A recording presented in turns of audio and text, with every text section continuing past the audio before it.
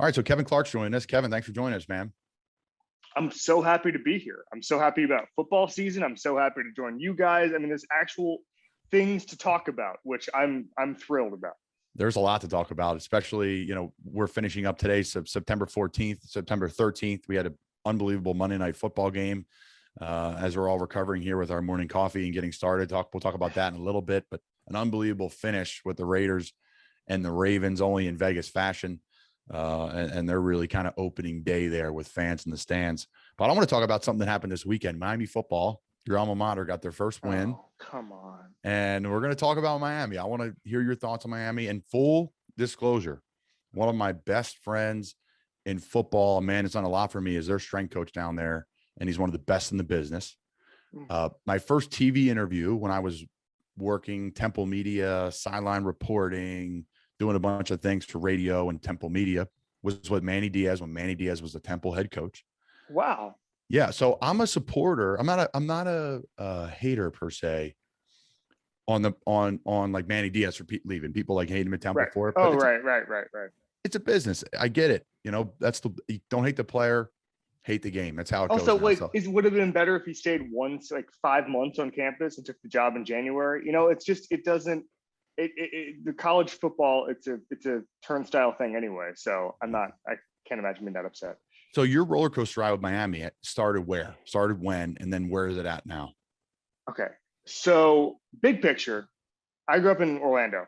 And so you have an appreciation for all the big three when you're there. I know that you started at the University of Florida. I actually want to talk about that. But I always gravitated towards Miami. I wasn't crazy about Miami. It wasn't like traveling to the games or anything, but that was pretty much my team growing up and in Florida. And then I went to school there.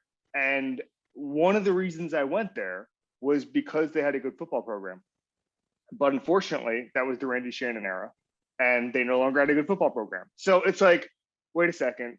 I went from everybody who's ever gone to Miami in the last 25 years before me saw a national title, or they saw like a defense with 8 NFL guys or whatever. And now we can't even handle the Georgia Tech option, right? I'm just, come on, man, you got to be kidding me. What kind of timing is this? Like the best player when I was there, like Calais Campbell was there, Sam Shields was there, some of those guys, but it wasn't like the old days. So that started the roller coaster, where it was kind of like a little bit of amusement, where I'm just like, all right, I picked the exact wrong era of Miami football. We've won some big games. They beat Florida in 2013. Were you on that team? I was there. I was on that team. Yes. That was a huge win for you guys. Sorry? I enjoyed that game. Yeah, that was crazy. Like that was my first real taste of an away game. 2012, I redshirted. It was a freshman. Yeah. Had some injury problems and then came back. And that was my second out of the 3 games I ended up playing in Florida before I got medically disqualified and transferred out. But yeah, they were like shaking our bus. People were throwing beer bottles at our bus. And like, honestly, that was like my first time I've ever like reacted to fans in my life. Like people were kind of dumping beer on us when we were running in the tunnel at halftime, and I flipped these 2 people off, and it kind of got caught on the back end of TV. And it was like, we had a bye week the next week, the random college bye week. Weird September bye. Yeah. Okay. And I went to Coach Muschamp and I'm like, hey, Coach, I'm going to head over this weekend. Am I good to go? Just checking in. He's like, yeah, Colin, you're good to go. But come here, shut the door. Okay. I haven't told the story in a while. I haven't told the story ever. Yeah. Honestly. Now we're talking. I never have. I completely forgot about it until you mentioned Miami.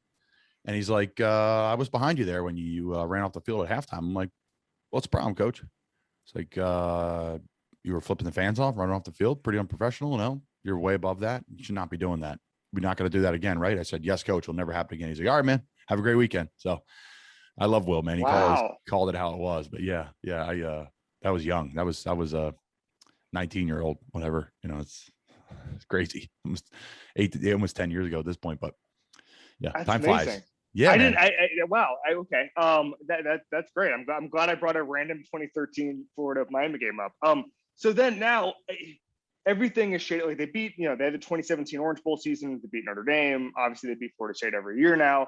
But everything is draped in this sort of irony because they're never what they're never going to be what they were. And there's a million reasons for that. Recruiting just changed. Like I remember talking to a recruiting guy a decade ago, and he was talking about there's a high school in South Florida called St. Thomas Aquinas.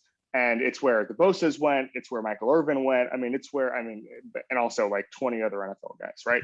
And he said that 20 years ago, he went to the spring game and it was just Florida State and Miami had coaches there. And that he went in 2007 or something to the St. Thomas spring game, and there were 41 coaches there.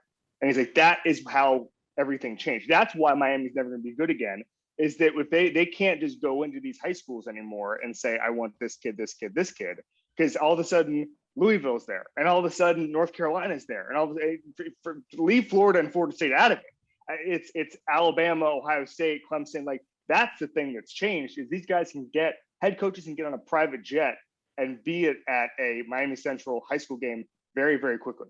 And it's funny too. So 2 notes of that. 1, Under Armour game, played in that in 2012. Our team was like Jameis Winston, Amari Cooper. It was kind of that era guys. Yeah. Dating myself a bit. So after the game, this is the last time it's ever happened because it was a craziness. You go back to the team hotel. It was really cool. Like, we played at St. Pete and then we went back to Disney. Like, it's a tremendous situation. I hope they go back to doing it that way. They've mixed it up a little bit over the last couple of years, but it was so cool. We stayed at Disney, and I remember coming back after the game and like, oh, great, hanging with my family, and walked out of the game healthy and awesome experience. What a great week. Well, I came in and opened the door, and there was, I probably would say, I don't know, about 150 college coaches, all in their jackets, all in their polos, all different colors. I mean, we're talking everybody from Oregon State. We're in Orlando now. It's January. It's New Year's Day. Oregon State to Florida to all the local schools, right? I mean, I remember Oregon State vividly, like, wow, they're here. And I know they're a big program, but like, that's a hike. Washington State, everybody's there. USC, Florida, big hitters. And like, literally the coaches are grabbing their guys and moving them to other rooms. Like, I remember Derek Lewis, my tight end coach, he grabbed me and took me to another room. He was like, do not go with your parents. Don't talk to any of these guys. Get out of here. We don't need to worry about you. You're good. And they were actually competing for Nelson Aguilar and Leonard Williams, who were supposed to come to Florida and end up flipping USC late. It would have changed the whole perspective. So that's like a taste of how it changed in Florida too, because I'm sure back in the day, Miami would just walk into a game in the 90s, 2000s at these all-star games and say, hey, listen, you guys good to go? We're rolling. And I was going to say Aguilar is a perfect example because he's from Tampa, and for 40 years before that, he would have gone out of state, and all of a sudden he's going to USC. You look at someone like Ryan Shazier from Fort Lauderdale. He never would have gone to Ohio State at that point. There were always 1 or 2 guys who would leave, and now it's just a steady stream, and recruiting became so national. It's crazy. Did Saban recruit you, Colin? Yeah, so let me go back to Saban. I just remember my other thoughts. So shout out to Connor and Mr. Buckridge at Timber Creek High. I know you're a Boone guy. My buddy's coach football at Timber Creek, and great guys. Love that. Love that. Yeah, and they do a great job with the program there. But I was talking to them, and they just said that, there's people that come down to our school, small schools from all in the Northeast, from the MAC to whatever, and their job is to offer a Florida wideout. We need to bring offers. Oh my God! Like, we're That's offering. Amazing. We're Just offering checking boxes.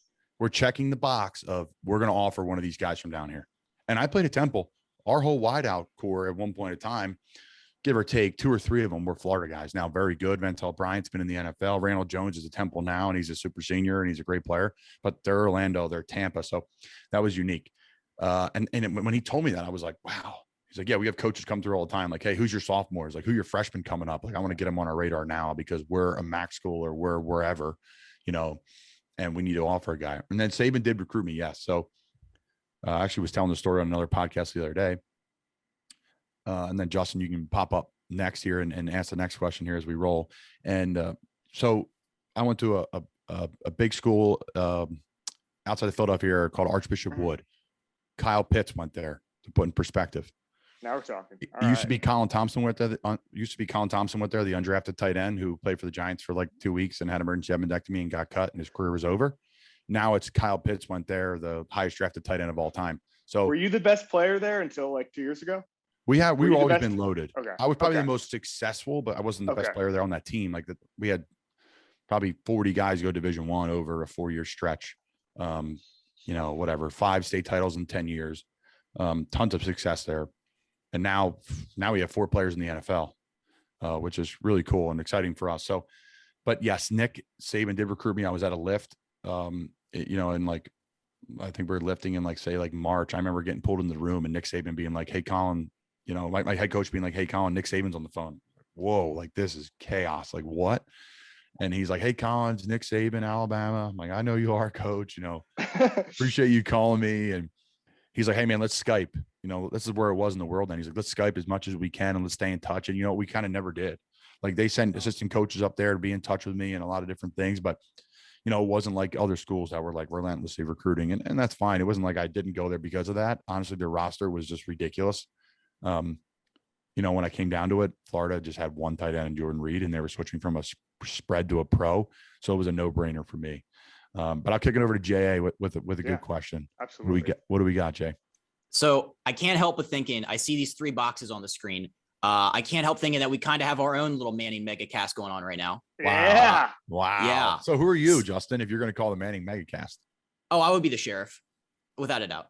Oh, wow. I put the tiny helmet on. I'll call the plays. And I don't know, comic relief, Colin, you maybe could be Eli and make fun of my big forehead. Is Kevin like Russell Wilson? Like, yeah, my third man in here. That's a pretty good third man in. That's a very rich third man, by the way. Absolutely. Yeah. If I'm on that kind of contract, I'm happy to be any role. Absolutely. So Monday Night Football, the Manning Megacast was the story of the night. What did you think about it? And if you were creating your own Manning Megacast, what kind of like athlete mix would you put in there? Yeah. So I loved it. First of all, big picture, I loved it. And I think that's what sports needs. I think that what's funny is I'm sure you guys have seen the college coaches film room when it's Alabama, Clemson, or I literally was just writing that down because that to me is the best. And you get to see some younger coaches in college football. You get to see different things. Like that's my favorite way to watch the game, but not everyone enjoys that. Well, not only does not everybody enjoy it, it's for us, I mean, and that's the thing I was talking to our media columnist last night. Like, okay, all 3 of us loved it last night because it's not only is it Kyle Bowler anecdotes, but it's Peyton saying Derek Carr is not setting his feet, all that stuff, right? Do my parents want to watch this stuff? I actually don't know the answer. Like my parents have no idea what's going on. Like they know who Peyton and Eli are, obviously, and Russell is obviously, but I don't think that they're sitting there being like, oh, I got to hear this Kyle Bowler anecdote. And that's why I'm intrigued to see the ratings over the long term.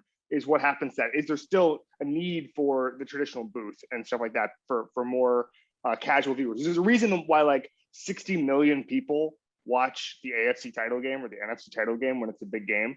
And it's because of the casual viewers, not us, not a literal NFL player in one case. So I loved it. But I would also, one of the things, the reason it works is because it's hard for me to watch the college coaches film room during a game that I really care about. So like the national championship, I kind of just want to know who's going to win the game, what's happening, who's making the play. Because obviously I don't really know the too deep of all of these guys unless it's a team I've watched heavily.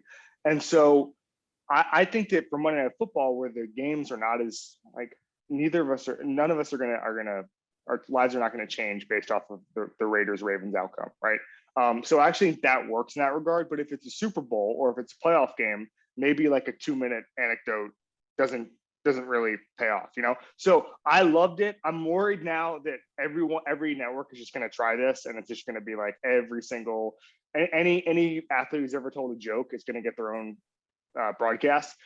So I think networks have to guard against that. But great question, Justin, about how I would build that. So if it's football, I think that there's probably some room. I'd love maybe like a Larry. If you're looking for only retired athletes right now, if I had to like sign people right now, maybe like a Larry Fitzgerald kind of thing. Like maybe he could do something like that. He has so many connections in the league. You bring people in. He's funny. He's free flowing. I've had him on our show Slow News Day before. I really like him. But I would look to other sports more. Like the one thing that makes so much sense, if we're talking about slow pace and just kind of you're able to tell a 10-minute story that goes nowhere, look at golf. Like maybe like a Phil Mickelson in 5 years. Like who's not watching the US Open Philcast where he's just sitting in San Diego or Arizona or whatever, and he's got a beer and he's just telling stories about these guys and how much money he won gambling from them. So people I guess baseball's been doing this a couple of times. No shots to baseball, but it's funny that no one's noticed that baseball's been doing this for the past 5 years. And so I think the possibilities are endless. NBA, hockey might be harder because of how fast paced it all is. There's not a lot of dead time, but I think this is the future in the sense that Peyton and Eli together chopping it up is the future. I think you have to have a Peyton or Eli for this to work. But this is going to work in the long term. And it looks like they want to do it. The fact they're not in the same room is fine because they have chemistry. And they're brothers. They've been doing this for 40 years now. They're good on the chemistry part of it. So I adored the whole thing. Yeah, that's a fantastic point. And another thing too is I came in about halfway through. Sometimes on the off night, I won't put football on, just unplug a little bit, listen to some music, just relax a little bit. So I'm getting so many texts about this. I'm like, you know what? I got to put it on. Well, thank God I did, because I put it on the fourth quarter into overtime, and it was just tremendous. And I think honestly, because again, I didn't even know they weren't together. You know, that goes to show you how gelled they were. I literally didn't know. I knew Russ wasn't in the building, Russell Wilson, but you know, again, I think that the camaraderie between those two obviously is unbelievable. Two things for me. It brings in other fans like you're talking about. So I have friends that are diehard Ravens fans, Raiders fans, and they're texting me about the game. I got a Ravens fan texting me about Darren Waller. Like, why aren't they covering him? I'm like, well, what do you mean? You can't cover him. He's unreal. Like, this is a guy, John Gruden said today, he's the best player he's ever coached, or last night, because he's that gifted. He's an unbelievable player, super smart, savvy, size, speed, everything. So it brings in other fans. Like, they're not going to watch that cast, but we're going to watch that cast. If you're not watching the Ravens or whatever, you want a little extra bite, a little extra oomph. I think that's really cool. So it's going to bring in the casual fan, like you said. And then I think the exclusivity of Peyton. Eli's awesome, but everyone really wants Peyton, right? Like, Eli's great, but Peyton is like the Saturday Night Live guy. You get to see a little bit more of Eli's personality, which I was surprised by when I played for the Giants. Because when you're growing up as a kid, everyone kind of made fun of Peyton. I mean, Eli, because again, he's a Giant. I'm in Eagles country, and his face is kind of quiet and mellow, you know, just mellow during the game. But when I got there and like had breakfast or lunch with him, like every day or every other day, like he was funny and witty and a lot like Peyton. So I think they're so exclusive. And Peyton said no to so many things. Like, I'm not doing Monday Night Football every night. I'm going to do this. He writes his own book. And Phil, it's a great point. He's the type of guy who can do the same thing. Just call what you want, pick your number, and we'll give it to you. So it's an interesting point. As I send it over to Justin here with the next question, it's an interesting point because, you know, I think there's room for in sports, and people want to learn more about the game, not just say, hey, cover this guy or cover that guy. I think I want to ask you quickly, do you learn, I don't mean John Gruden saying he's the best, Darren Waller's best player he's ever coached, whatever, because obviously you wouldn't have known that. But when you're watching stuff like that, do you learn stuff from game broadcasts, or is it normally so basic that your eyes have already told you what the color guy's going to say? Yeah. And it's been, you know, unique that I've done play-by-play. Excuse me, I've done the color commentating for college football games, which is really unique. And then you have to be able to articulate it at a level where people can connect with it to kind of go to 3.0 of your question. Yes. So there's so many things that they can add and they don't. I think I forget who it was. That's what I was getting at. Yeah. I mean, there's so many things. Again, I had a Ravens fan text me last night, like, they got to cover this guy. They got to cover that guy. And I'm like, or, you know, Lamar's struggling or whatever it is. It's like, well, what's going on around him? You know, like it's such a team game. Like, did the coach call the right play? Did the players execute the play? You know, at the end of the day, like, there's so much more to the puzzle. And that's what I try to get fans involved in, is like, listen, it's not always the quarterback. Like, I'm not fun to watch games with because I'm going to poo-poo everything you say. Yeah. Like, rarely I'm going to be like, yes, you're correct. So I feel bad watching games with people because I'm like the Debbie Downer all the time, but I'm like, no, you're wrong. But like, you're probably right. I mean, it's the same thing. If someone's talking about writing and they've never done it before, I'm going to be like, yeah, it's not really how it works. It's not. You have the trait. Sorry. Yeah. So it was fun for me to like articulate it and say like, hey, listen, this is cover 2 and the route needs to be like this, instead of like, hey, that's a great route and a great anticipation by the quarterback. You know, you just change your level and you change the way you do it. So it's a great point. Yeah. I see things right away on the film. I try to tell people to watch around the football first and then work your way out. And everyone starts with the receivers and the safeties and all these different things. But I challenge everyone to watch the center, watch the interior line play. You're going to get more out of football. It's going to change the way you view it. That's the way I always say it. Agree. Jay, what do you got, bro? I just have one quick Eli Manning follow-up. So, Kevin, you had Eli on Slow News Day recently, which was fantastic. And he was telling stories about the Manning face, about, you know, being funny and, you know, showing the personal side of Eli that I think everybody knows that Peyton is the funny guy. But do you think not enough people are fully aware of Eli Manning's personality and just how awesome of a person he is? I think there's certain guys, and I bet Colin can speak to this, being in the locker rooms, and Eli in particular, but there are certain guys, you hear this about Andy Reid a lot too, where you hear they're funny, but they don't really want to show the media They don't want to open that up, and all of a sudden they're doing the Peyton. They're basically turning press conferences into stand-up comedy routines, right? Some of these guys just don't want to do that. And my guess is I've heard all the time about guys who are like the funniest guy in the locker room, and then it's time to do interviews, and they're just like, "Yep, just trying to help the team," and they just don't want to open that door. So I think there were people in the league, people on the Giants, who thought that there are people who thought that Eli was one of the funniest guys they'd ever played with. And the pranks he used to do, I don't know, I'm sure Colin saw some of those. He used to prank his teammates all the time. He used deadpans and stuff all the time. He's as funny and as smart as Peyton. He's just a little less charismatic, I guess might be the word, less open to showing it. So yeah, this is going to be, I was stunned at how funny and open Eli was. But for whatever reason, he just didn't want to show that when he was a player. But I also say, like, his sense of humor, the deadpan stuff, doesn't always come across in press conferences. Like, the reason that we could watch Peyton press conferences, he would just be so over the top, and he'd be joking about it, and he'd be ribbing reporters and saying their names and all this stuff. And Eli, because he's got more of kind of a sarcastic tone, that's not necessarily going to light up a press conference just from a visual standpoint. That's a great point. And it's an interesting point about Eli. Like, again, from Philly, everyone's like, oh, what's Eli like?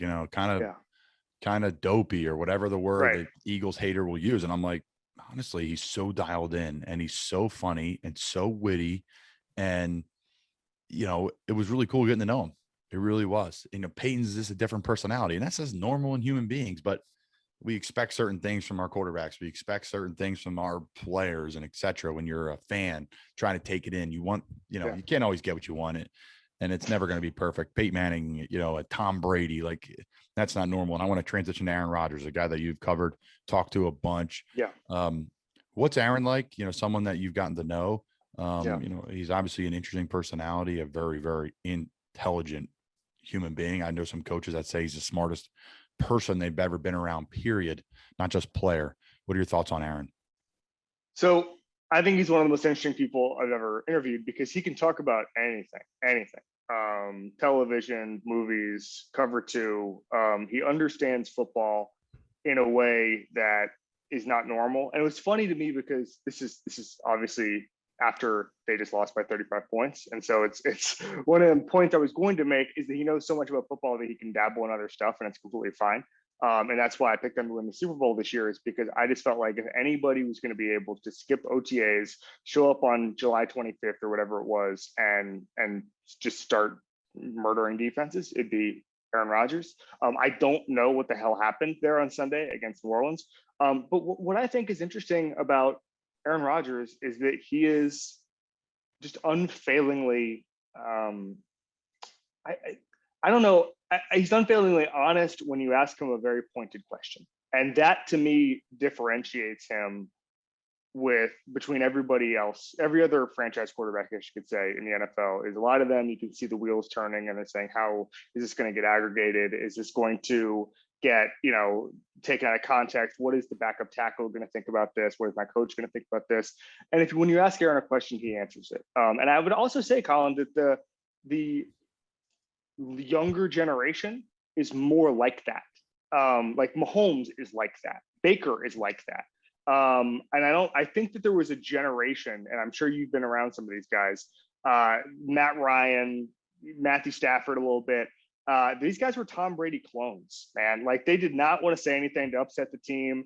They're just, Matt Ryan, I really liked him. He was on Slow News Day a couple days ago, but like, he's not going to say anything that's going to cause a headline. And there's a lot of guys who are like that. And I would say this, Aaron, it skips 2 generations, and now it's these young kids who are just going to be blunt and honest. I mean, I don't know what it is. I don't know if it's because these kids grew up on the internet or whatever. But when you ask these guys, Josh Allen is like this too, just very blunt. I like it. I think it's good for the game. But I think Aaron is the only, I guess, quote unquote, older quarterback who's like that. That's really interesting, Kevin. So I want to transition to another quarterback. So this is kind of the first time I got introduced to you, was back when you did the Andrew Luck thanks guys when he gets sacked story when you're at the Wall Street Journal. First of all, like, how did you hear about that? And what was the process like of, compiling that story? So I heard about it because this guy named Purnell. So one of my tricks, and this is so journalism dork, and, I'll say quickly, is that so I don't like to waste access. And so you're in the locker room 45 minutes at a time in normal times when you're a reporter, and you can do whatever you want in that. If I was in Carolina and it was normal times, I could just go bother Colin Thompson 45 minutes straight, and he'd have to come up with some excuse to get away from me, right?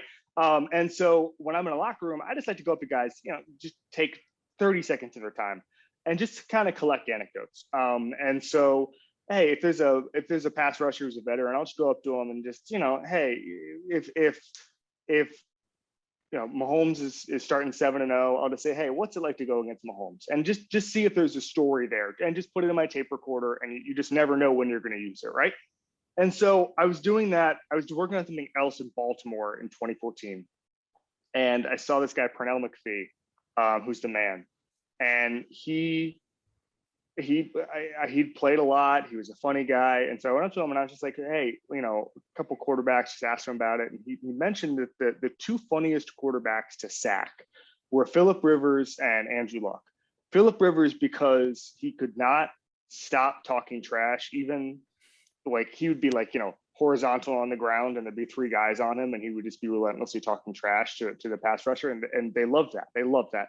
And then the other thing was Andrew Luck says, hey man, great hit, or great, whatever, just compliments these guys. And I knew that the Luck thing was just going to be just traffic magnet. So I was like, I got to do the story. So I looked at the NFC or the Colts schedule that year, and they happened to have the rotation of the NFC East. And there were a bunch of guys then within about a 4-hour drive of New York, where I was living at the time, who had sacked Andrew Luck. So I just spent 3 days. I just went in the locker rooms, had a list, just surgical, and just said, okay, what happened? And I got the whole story. And it was funny just because, and I've talked about this before, but their faces lit up. Like I remember seeing Ryan Kerrigan in DC, and I asked him that, and I remember he was just chewing on ice, and I asked him the question, and his face was just like, oh man, like I can't believe somebody's doing this story. And then the first thing he said was, I've never seen anything like it. And that's when you kind of know that you're on to something, is when guys are just like, oh, hell yeah, like, let's do this. And so I really, really enjoyed that. And Andrew, as I've said before, he did not want to talk about it beforehand. He just straight up declined the interview request. Talked to his dad, talked to other people around him. But this was a story about the people around Andrew Luck and how much they respected, how much he respected the game. Yep. It's a fantastic story. And I play with PJ Walker now. I play with PJ Walker at Temple, and PJ was on their practice squad for 2 years with Jacoby Brissett and Andrew Luck. So PJ just echoes, like everybody else does, how amazing of a person Andrew Luck is, right? The typical story about Tom Brady or Andrew, where they walk in the locker room for the first time and you're a rookie and they come up to you and say, hey, I'm Andrew Luck, even though you know exactly who they are. But that's just humble pie. And got to play for his dad, Oliver, who was the commissioner of the XFL at one point in time, which was really cool and was a booming thing. And wish it didn't come to an end, because he ran a nice operation. It really was. Yeah, for sure. First class. I want to move it back to your start though, as we wrap things up, and we'll hit Justin. We'll hit some quick hitters as we roll. But let's go back to high school. Let's go back to Orlando. Let's go back to Boone. Talk about your days there and how it kind of shaped to what you're doing now. So I would say Florida, and I'm sure being from outside Philly is the same way. It's sports are just there. It's like breathing. It's not, everybody's a sports fan. Everybody, I think my mom taught me the rules of football at a park by Orlando, or in downtown Orlando, by Lake Cherokee. And so sometimes I talk to people and they're like, oh yeah, they grew up in some weird town and it was hard to find sports fans or whatever. I'm just like, what are you talking about? Like everybody was talking about the Gators or the Seminoles or the Hurricanes at Publix on a Saturday. So I wanted to be a journalist. Both my parents were journalists at the Orlando Sentinel. My dad became a history professor kind of in the middle of his life. But I wrote for the high school newspaper, and I knew one of the cool things about Orlando is, even though it's not New York City or LA, like because Disney's there, as we were just talking about, like there's so many different sporting events that you're exposed to. Not just the All-Star games, but the college football award show is there. And I used to go there every year, and I think I was like 12 and meeting like Drew Brees and those guys. And somewhere I have a football signed by LaDainian Tomlinson and Drew Brees, and nobody cared about those guys. They were in college, right? And so I thought that probably prepared me, that kind of stuff where you're just so many different sporting events, Shaq and Penny with the Magic, it's 1995, like I'm at these NBA finals games. Like, even though you're not in some quote unquote world-class city, you're getting a lot of experiences that are helping you and making you love sports. Like if I grew up in the middle of nowhere, it'd be really hard for me to get those experiences where I'm just like, oh my God, sports is the biggest thing in the world. I did a story, Colin, with Brett Veach, the Chiefs GM, a couple of months ago.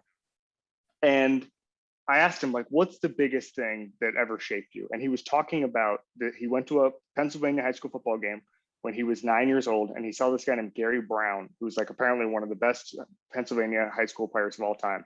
And he went into this game and he was just like, oh, like, I want to feel like this forever, because I just realized that football is the biggest thing in the world.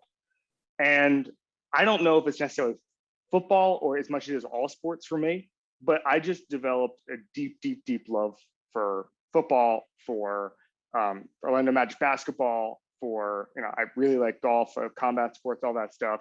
And when you have that passion, like, you're not going to fail anywhere within it. Like, I'm going to work my ass off and work 120 hours a week, whatever it was, whether it was writing, whether it was being, I certainly don't ever want to be a coach, but if I was a quality control guy for the damn Falcons, like, it'd be that way. And there'd at least be some modicum of progress. I wouldn't have been, wouldn't have risen through the ranks or whatever as a coach, because I just don't understand this damn stuff. But my belief is that when you have the passion, things work themselves out pretty quickly. So Orlando shaped me, the sports wise, in a really meaningful way. And I think that once I figured out that sports journalism was fun and an entry path to that, there was nothing else I wanted to do. And one more thing before we go into the rapid questions from me. Is there something from Justin, is there something that you're working on, right now that you're passionate about, or something you're working on about this NFL season that you're excited to come out? Okay. So I'm doing a new type of podcast midweek this year where we're doing a deep dive into one topic. So last year I had the Sunday show, obviously, and then I had a midweek show where it was just like, hey, let's just chop it up with Daniel Jeremiah for 30 minutes. And Chris Collins, he's pretty good. Jay Glazer. They're Yeah, both it was very awesome. good. Great. The listenership was awesome. I loved the conversations, but what we wanted to do this year was something a little different.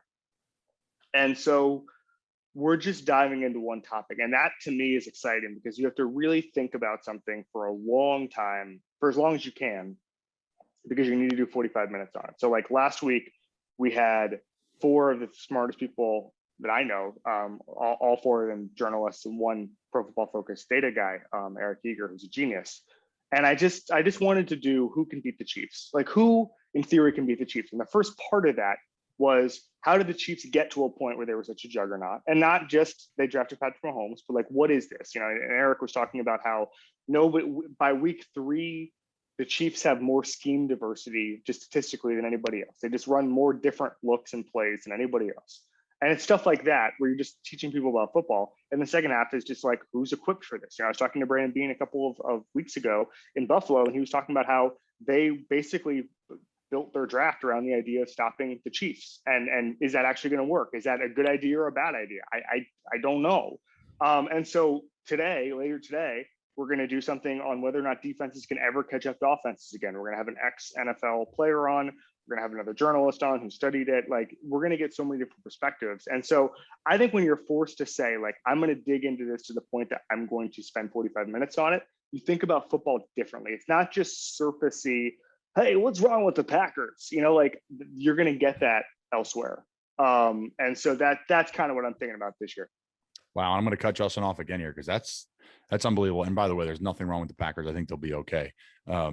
Week 1. Yeah. I know you're just kidding, but yeah. It's a hot topic, and that's so cool how you're diving in. I mean, that's just awesome. I'm lost for words a little bit, because it's really interesting. I'm looking forward to listening to you guys, and I don't listen to a ton of football stuff in season because it's just, but that is something I'll listen to, and that's something that people will want to get into. So kudos to you guys for thinking about that, because the deep dive's fantastic. Yeah. Let me ask you a question though. Do you not listen because you're busy, or you just don't want anything in your brain that might impact things? I'm not the guy who's like, I'm not listening because I want to be locked in. Like, I'm a big Coward fan. I respect the way he does radio. He's one of the best in the world. And it's someone who I've, got into and modeled. That's my guy. Yeah.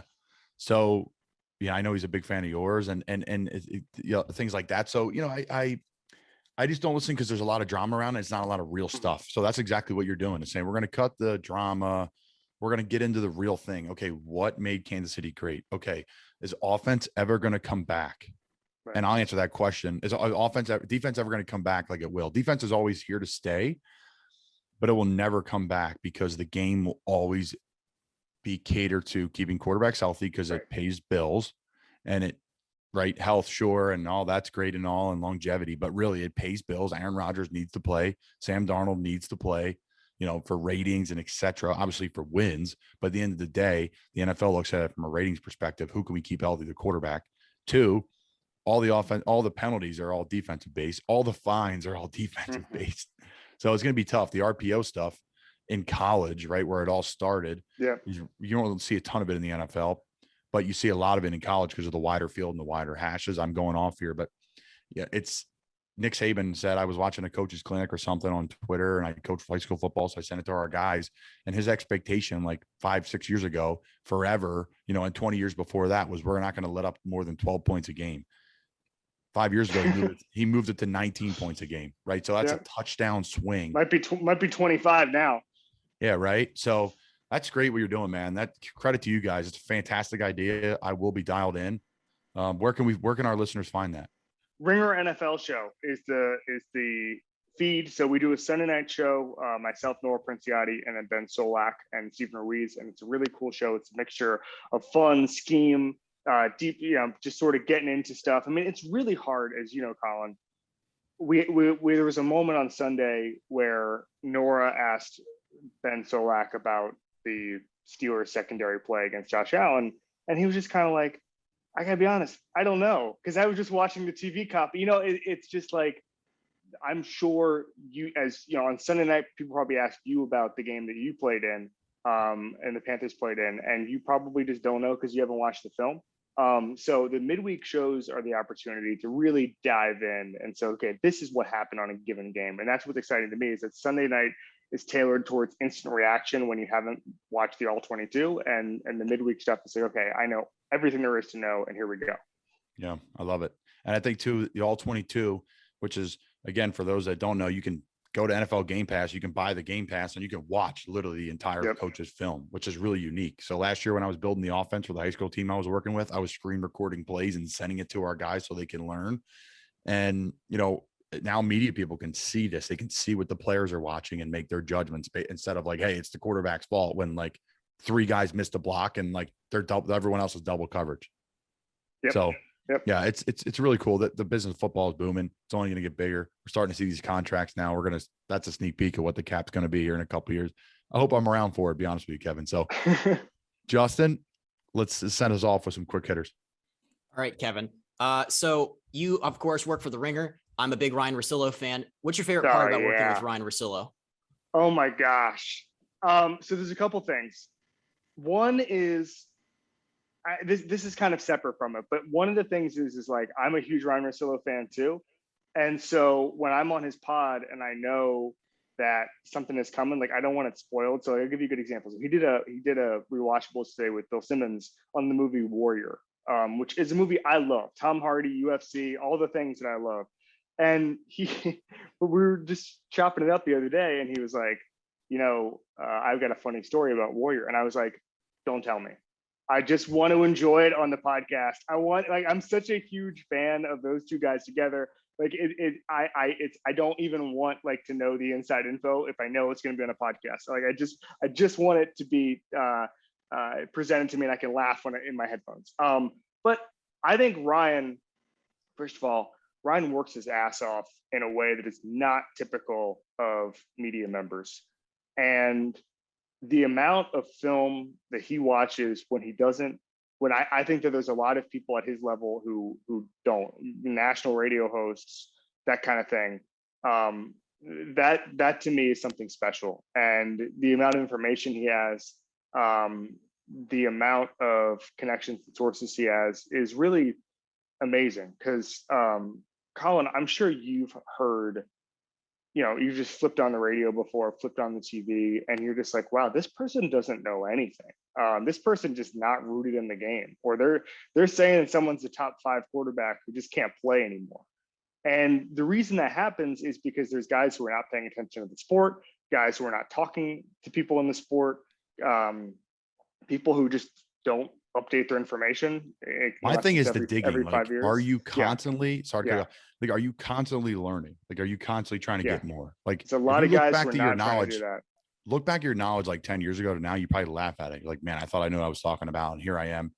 And what you're going to learn in 5 years from now, you're going to be like, oh my God, I was an idiot. I'm not saying, but that's how I am. No. Even in the game, like playing in the game, like my knowledge is like 10 times more, and hopefully I'm around for it to see it go tenfold again. But also, the NFL is such a week-to-week league, guys, that conventional wisdom can flip on its head in 3 weeks. I mean, I know this sounds simplistic, but like Tom Brady lost to the Saints by 4 touchdowns twice last year. And if you're entering in January and you're saying, "Oh man, the Bucs have no chance. They got the crap knocked out of them by the Saints," like, no, dude, watch the tape. They're getting better. And so that to me, I think the NFL is a really hard league to be lazy in, because you would get found out really quickly. I'm not just talking about players. I'm not talking about coaches. I'm talking about media too. And so I just have a deep, deep, deep admiration for the folks who really dig in, and Ryan is one of those people. Also at the college level too, which is amazing. I mean, my thing is I love college football. It was for large stretches of my life my favorite sport. I can't watch the all 22 of college. Sometimes I'll do it. I was watching the Florida State Jacksonville State game, end of game scenario the other day, because I thought it was so funny because I hate Florida State. But that's about it. I actually have kind of made the conscious decision to be a stupid college football fan, if that makes sense, because I don't have time to dig in like that. But Ryan, his capacity to learn everything about everything is really admirable. I love it. So your Instagram bio says that you botched a selfie with the boss, Bruce Springsteen. What happened? I got to know. Bruce. Oh boy. So we were at a play. My wife and I were invited to a play, and it was a Tom Hanks play in 2013. And I get up for intermission, and I go back, and I see out of the corner of my eye, Boss Springsteen is sitting there. He's like in the 6th or 7th row. And I'm a huge Springsteen fan. And I was like, all right, I'm not going to freak out. And then, so I go to the bathroom, and then like I'm in line because it's intermission of a play. So that obviously there's going to be a line. And Springsteen just walks in, and he didn't want to cut the line. I think he would have stood in line, but I think every man, all of them between like 20 and 60 in this bathroom in Manhattan, were just kind of like, yeah, you got it, Bruce. Like, go ahead, man. And so he went, yeah, he's the boss. And I don't think he was asking for it. He definitely wasn't asking for it. So he goes to the bathroom and comes up, and I'm like, I'm just not gonna freak out. We're all good here. And so I go back up, and Springsteen is taking photos with people. And I was like, all right, well, the box has been opened, man. We're doing this right now. And the play is about to restart. And so I'm like, Bruce, man, can I get a selfie? And this was like early days of selfie. He didn't really get it. And he's like, okay. So I put the phone up, and I'm getting going. And as soon as this happens, some security guard just randomly, I don't even know where he came from. We're at a play. It's not like we're at a concert. Like, a security guard just kind of puts his hand on my back kind of forcefully in a way to like, okay, we got to go. Like, no more pictures of Springsteen. And so the only thing I have, and you can tell it's him, the only thing I have from this is, and I'm all excited, I got my face in the right, but the only thing I have is a photo of the top of Bruce Springsteen's head. Can you send this to us so we can display it Yes. on our social media? Yes. Thank you. I will find it. And I'm not in it. It is hilarious. The lighting is terrible. But you can tell it's Bruce Springsteen, and you can tell I'm not in the photo. It's fantastic. So you're an Orlando guy. It's obviously like the theme park capital of the world. Which theme park have you visited the most, and why?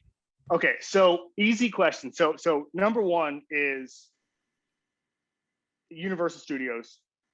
Islands of Adventure as well. Far and away. That's the one. If you're in Orlando, there's roller coasters. It's a little closer than Disney to downtown Orlando where I was living. Easy answer for probably everybody in Orlando, unless you're like a huge Disney head. And that there's actually not a lot of those folks in Orlando. Having said that they, like the restaurants and stuff at Disney get, and same with Universal, those get visited frequently. But as far as parks go, it's going to be Universal. You end up, I like MGM too, but you end up at Magic Kingdom more than you should, just because there's random events there, or like Halloween or Christmas. Like I have a niece who is quite a bit younger than me, and so we would, she was like a baby, and we would just like take her to the Magic Kingdom for, to see Christmas lights or whatever. So you end up at those sort of things because of that. But if you were to tally it up, it's Universal Studios by a wide margin, then Islands of Adventure second. I love it. So I think you're really passionate about history. I think you're a history major when you went to the U. I was. What period of history are you, what's your favorite period of history? So I like American history a lot. And I've sort of overdosed on World War II history a little too much. And so I haven't really read anything about that in the last couple of years, because I just spent like a decade just reading everything. Same with World War I too. So I'd actually say 20th century American history to me is the most interesting thing. Just like the American century and how interesting it was in like the 50s, and how America built itself up after World War II. Like that to me is really fascinating, just because I don't really, like, all of us were aware in the 90s what was going on, but we weren't really in it, and that was when things were kind of winding down, and businesses have changed so much, and there's I could go into it for the next 40 minutes, but everything changed, kind of lined up with post 9/11 America, but it was mostly incidental for that. And so just studying how America rose post World War II to me is really interesting. I'm the same way. I could talk your ear off about Civil War if you ever want to. So my wife and I went to Gettysburg 2 months ago. We had an amazing time. Yeah. Civil War is an amazing thing. It's so easy. Just, pick up a book and then just pick up 10 more. And then I'm in. So, all right, 2 more. So how do you find reasons to be optimistic as an Orlando Magic fan? Okay. So part of the problem in quotation marks, is that I've now become, in a very strange way, and I don't know why this happened, I've kind of become a face of Orlando Magic fandom. Like I've been on Zach Lowe's podcast a bunch to talk about this. I've obviously been on Bill's podcast a bunch to talk about this, Russillo. When I tweet about the Magic, it ends up on like the Orlando Magic Reddit. And so part of it for me is I have to be, or else everybody, some other kid is going to be like, screw this, right? So I have to continue to chime in on the Magic and watch the Magic, and I would anyway, but I have to comment on the Magic because in a very strange way, there's like 20 people who look to me for this sort of commentary. But as far as optimism, optimism is not it for me. Like I don't care about the optimism, because I don't think that there's, I look at it almost like European soccer teams look, right? Like the point of the Magic to me is community, is the fact that all my friends and family are huge fans, the fact that a mile away from my hometown, there's an NBA team, a mile away from my childhood home, there's an NBA team. That to me is what keeps me going. Is like, I have a ton of friends who are invested in this. I'm invested in this. It's part of my DNA. So if I wasn't like super jazzed about RJ Hampton, it would be okay, because it's not necessarily about the wins and losses. It's about the community and the just how big of a part the Magic are of me and everybody I love's lives. That's fantastic. All right, I always like to end with this one. So, what's the best piece of advice you've ever received? So there's 2. Journalism wise, my old boss Sam Walker said that the lead quote in all of your stories should be, "I've never seen anything like it," because that means that your story is so new and interesting that nobody's seen anything like it, and they want to talk about it. The other thing is, my mom gave me this advice really early on, because I was doing some menial jobs like really crappy jobs, like overnight shift at newspapers during college, where it's like everybody else is partying and I'm putting, random Midwestern college, small college box scores in the paper, right? And my mom was basically just like, whatever your job is, whatever job you have, be the best at it in the world. Be the best person in the world at putting random small college box scores into the newspaper at 3 a.m, right? Just set that goal. And it's funny, guys, I did a story with Andrew Barry, the Browns GM, a couple of weeks ago, and I was talking to Tom Telesco about it. And I said, what was different with Andrew than everybody else? And he was like, you know what he was doing? He wasn't trying to rise up the ladder. And he was just doing exactly what he was supposed to do every step of the way. He was asking big questions and people realized how smart he was, but he wasn't like, hey, give me this. I want this responsibility. He was tasked with things and he did them every step of the way. And the irony, of course, is that he wasn't trying to rise up the ladder. And so he rose up the ladder faster than anybody in league history and became the youngest GM ever, right? And so that my mom's advice there, I think about all the time, is that if you're tasked with something where you're just like, okay, this is not exactly what I want to do,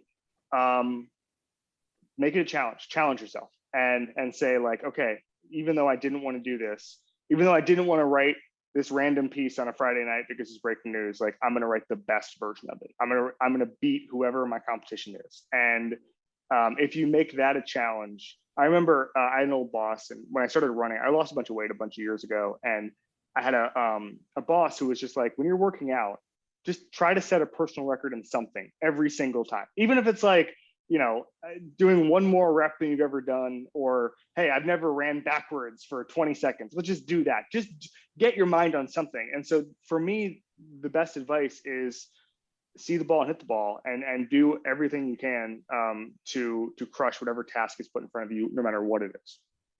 I love it. That's sort of the definition of toughness. It's pretty simple, pretty straightforward, but the old do your job reference. That's great. I love it. Yep. Kevin, it's been awesome for us. Awesome, dude. Thank you so much for joining us. We really appreciate it. Looking forward to circling back towards the end of the year and talking some ball. Awesome. Thank you so much, Justin. Thanks so much, Colin. Yeah. Thank you, Kevin.